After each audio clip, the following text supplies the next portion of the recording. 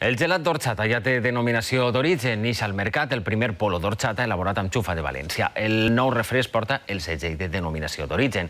Fins ara la majoria dels gelats del mercat estaven elaborats amb xufra africana, amb un sabor i unes propietats diferents.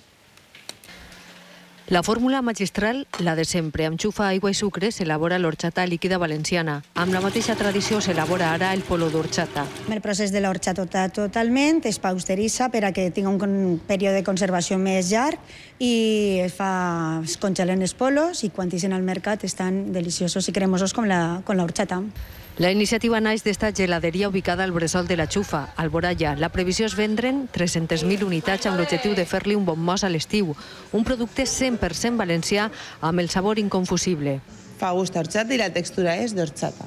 Està boníssim. Per a distingir-lo de la resta de gelats només cal observar este distintiu de la denominació d'origen que certifica que està elaborada amb xufa d'ací. El que porta el segell de la denominació d'origen garanteix al consumidor que els pols estan fets exclusivament amb xufa de València, amb això que comporta de sabor, qualitat i propietats nutritives i saludables clarament diferenciades dels pols fets amb xufa forània.